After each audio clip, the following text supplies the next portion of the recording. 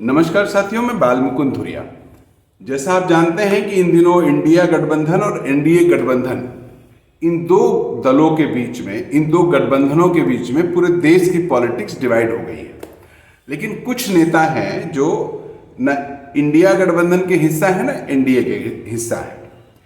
अब उसमें चंद्रबाबू नायडू हों, उसमें उड़ीसा वाले बिजू पटनायक जी हों, नवीन पटनायक जी हों,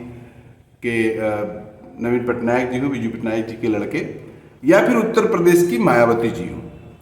तो बात यहाँ मायावती जी पे इसलिए करनी है कि हम लोग उत्तर प्रदेश में हैं और उत्तर प्रदेश बहुत ही महत्वपूर्ण स्टेट है। 80 सीटों का लोकसभा क्षेत्र है यहाँ पर। हमको लगता है देश में सबसे ज़्यादा लोकसभा सीटें यही हैं और यहाँ का परिणाम देश के राजनीति को प्रभावी करता है। मायावती जी के बारे में तमाम अभी मैं देख रहा था कि जो प्रो बहुजन मीडिया है या प्रो बसपा है या जो लोग बसपा के हितैषी हैं, वो तमाम तर्क कर रहे हैं कि वो 4 राज्यों में चुनाव होने वाला है, इसलिए मायावती जी अभी गठबंधन का हिस्सा नहीं बन रही है, नहीं तो गलत मैसेज जाएगा। और बाकी तो क्षेत्रीय पार्टियां हैं, उनको क्या करना है, उनको एक एक स्टेट देखना है, मायावती जी को पूरा देश देखना है, इसलिए उनको ऐसा निर्णय लेना पड़ रहा है।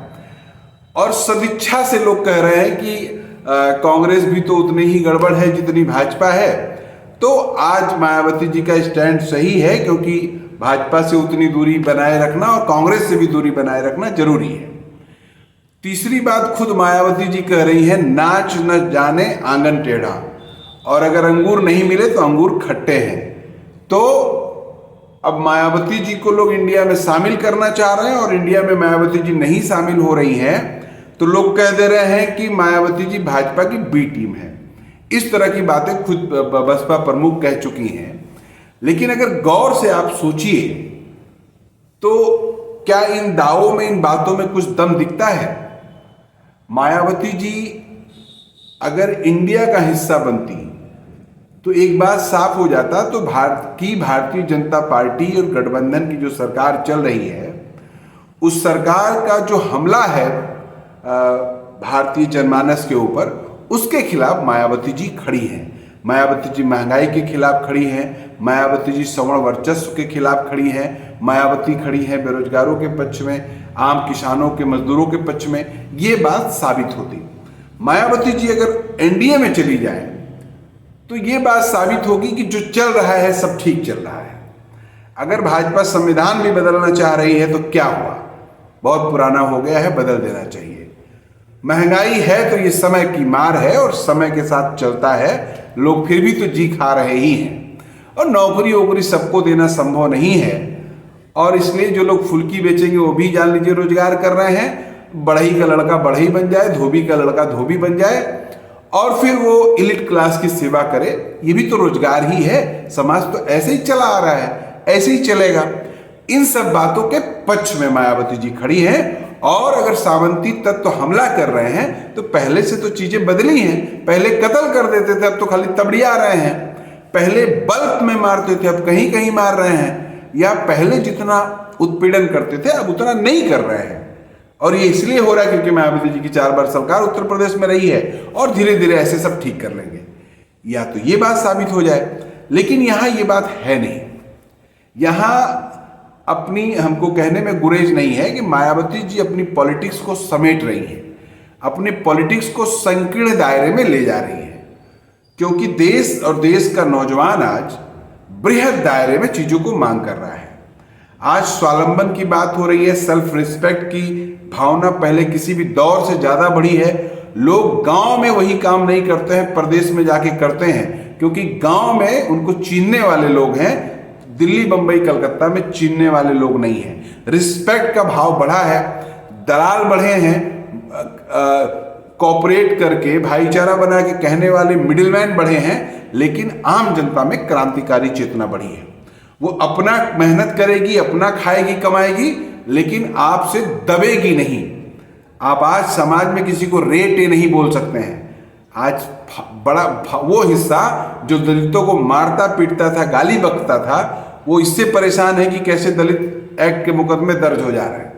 माने हम मारे भी और मुकदमा भी न दर्ज हो। तो ये जागरूकता बढ़ी है कि तुम गरियाओगे तब भी मुकदमा दर्ज होगा, तुम मारोगे तब भी मुकदमा दर्ज होगा।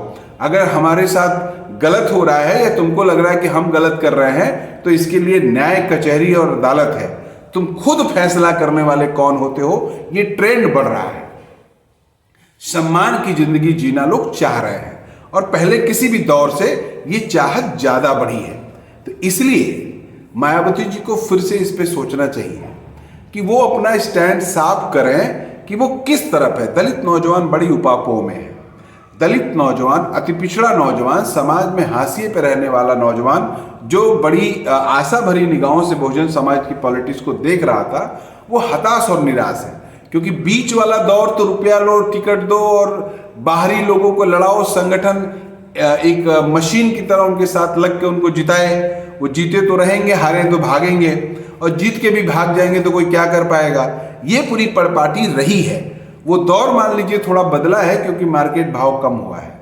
अब नहीं लगता है कि 2-4 करोड़ दे के कोई टिकट खरीदने की जहमत उठाएगा।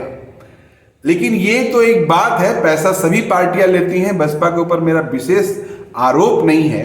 भारतीय जनता वाली पार्टी भी पैसा लेती है और तमाम पॉलिटिकल पार्टियां इस दौर में खास करके टिकट देने के बरखिलाफ, टिकट देने के लिए टिकट किसको मिलेगा इसके लिए रुपया बहुत महत्वपूर्ण है। कोई सीधे लेता है, कोई चंदा कह के लेता है, कोई एडजस्टमेंट कह के लेता है, लेकिन ढेर सारा रुपए का खेल चल रहा है। लेकिन बसपा ने जिनका उपयोग करके जिनको एमपी एमएलए बनाया, जिनके बदौलत पार्टी को आज इस गत में पहुंचा दिया, उसके लिए उसको रीथिंक करना चाहिए और मायावती जी को अपना स्टैंड साफ करना चाहिए। दलित नौजवान या दलित समाज इस बात को पहले किसी भी दौर की अपेक्षा आज आंख कान खुले होकर देख रहा है। अगर निर्णय गलत हुआ तो परिणाम भी अच्छा नहीं होगा। और ये केवल चुनावी परिणाम नहीं है। 2024-2027 समाज से एक आंदोलन की मिटने का गम होगा हम जैसे लोगों को, और जो एक जाइनेस, एक एकजुटता बढ़ी थी, वो कम होगी। इस बात का दर्द, दुख और मलाल है। ये बातें इसलिए कही जा रही हैं, कोई हमारा इंटेंशन उनसे गलत नहीं है। हम चाहते हैं कि समाज में सबको बराबरी का अधिकार मिले। हम चाहते हैं कि जात के नाम पे कोई छोटा बड़ा ना हो। हम चाहते हैं कि समाज में उसके काम से उसको पहचाना जाए। कोई अगर दलाल है तो दलाल कहा जाए, कोई बेईमान है तो बेईमान कहा जाए। उसका सरनेम क्या है इससे कोई मतलब नहीं होना चाहिए। एक ऐसा समाज बनाने के लिए चिंतन करना होगा हमको भी और आपको भी। सोचिएगा।